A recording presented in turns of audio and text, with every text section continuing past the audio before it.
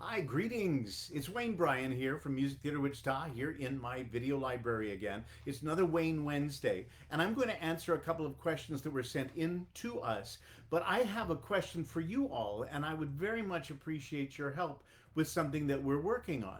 So, one of the questions that was asked was about our rentals program. You know, we have about 60 shows, sets, props, and or costumes, and usually 10% of music theater's budget every year is made up by renting sets and costumes to other theaters around the country.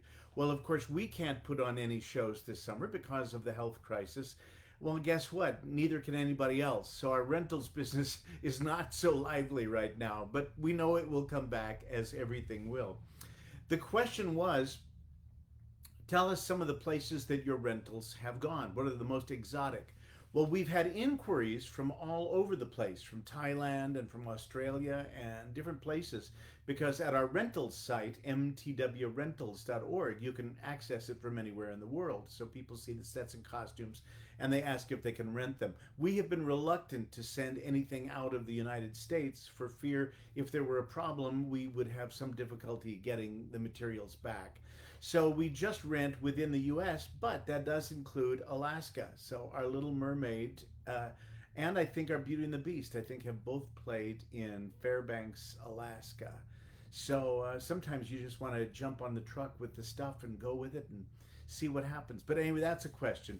We had a question about animals we've used in the shows. Have we had any particularly memorable experiences?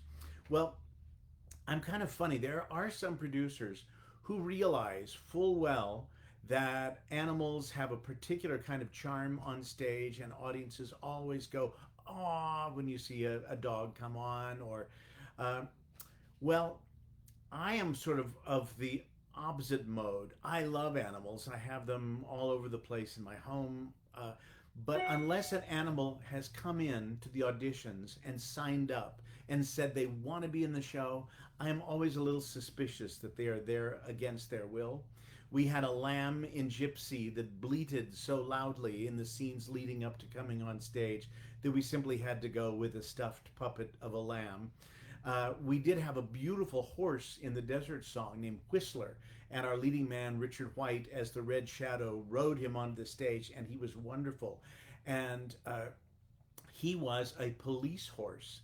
And all of the noise on stage and the presence of an audience and all of the things that happen, smoke and gunshots going off, that horse didn't move a muscle. And everybody said to Richard, who's an expert horseman, "Oh, that horse is so calm." And Richard said, "No, no, this horse is not calm, but it's listening. It knows the difference between when something is real and when it isn't.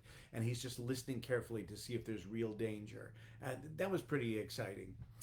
We had two dogs in Legally Blonde that were adorable. One was the dog for Elle Woods, played by Anne Horak, and one was the dog that the hairdresser had lost in a custody battle and had to go get. Roxy was that dog's name.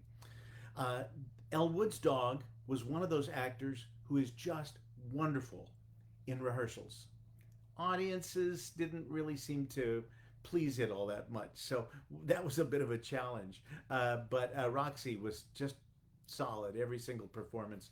So animals can be fun, but this year, whenever we get to do the Wizard of Oz, of course there'll be a live Toto. Last time it was Buster Hefner. Marilyn Hefner has been an actress with us and also worked in our costume shop, and her Buster was a wonderful Toto back in 2006. He's not available for this engagement. So animals can be a lot of fun. Uh, Brandy Young asked, "What's been the moment where I knew I was in the right job doing the right thing?" Well, I don't think there is just one moment like that, but I don't think since I landed here in 1988, I've ever had a moment where I felt this wasn't a challenging and rich job to be a part of. And for a few years, I did entertain offers from other theaters that came along, but I would look at them and see what they offered, and it was nothing like the combination we have here with young people and Broadway people and shows on the scale we get to do. There aren't too many theaters that do that. So after a while, I realized this was a wonderful place to be. I wanted to ask you one thing before we finish up today. Deb Farnham wrote, and she expressed her disappointment that we won't have music theater in its regular schedule this summer. And, we are equally disappointed that this is not what's happening right now here in May. Normally, our costume shop would be setting up and our carpenters would be building, and we'd be getting ready for our ensemble company members to show up and start rehearsing. It would be so exciting, but none of that is going on this year because we want everybody to be safe. So Deb said she was going to do her best to channel her inner Wayne Bryan, and she was going to gather friends, safely, I'm sure, and have movie musical nights through the summer. And she would look up information ahead of time and try to give them a little background on the movie they were going to watch, and then they'd watch the film together. And that gave me the idea that maybe we ought to have musical movie moments all through the summer, that I could find out what movie musicals you might all want to watch. Most of them are available on Amazon Prime streaming. That's the only thing we'd all have to have.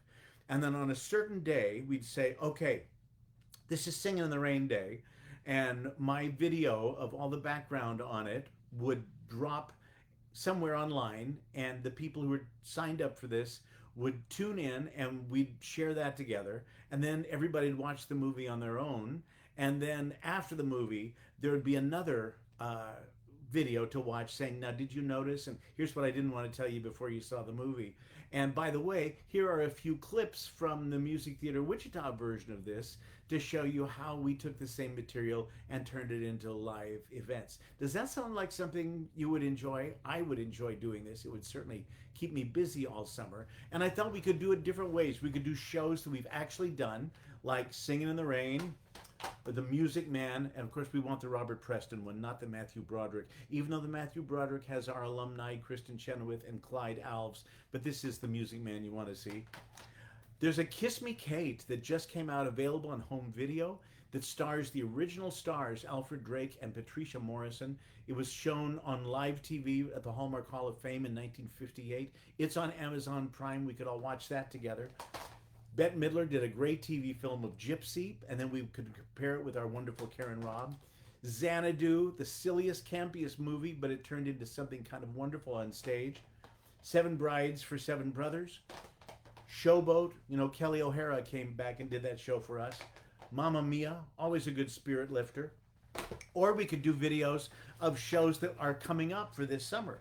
I loved the production of Grease Live that was shown on Fox TV, and that'd be fun to look at together. Or the original non-musical version of Kinky Boots, although there are cabaret numbers in it. That would get us all set for the one next summer. And Wizard of Oz, I'd have my friend John Fricke, who is the expert on Judy Garland and the Wizard of Oz, get online with us and talk us through the movie. Or maybe we'd watch Shakespeare in Love, which is a really cool drama that could get us all set for Something Rotten and Twelfth Night. What do you think? Tell me if this sounds like a good idea to you, and if so, what movies would you like us to do some background on and watch together? In the meantime, if you have YouTube, I think you should look, if you didn't see, the Stephen Sondheim 90th birthday party. It's called Take Me to the World, Sondheim 90th birthday celebration. We have our alum Kelly O'Hara and several other people in it, Claiborne Elder, several people in there. Oh, Tom Sesma is in the Someone in a Tree. These are all people you've seen here. This tribute to Sondheim was done uniquely, and it's really great, and you can watch the whole thing on YouTube. So those are some ideas. Let me know. Keep those questions coming in. Thanks for hanging in with us, and we'll see you on Friday for Flashback Friday.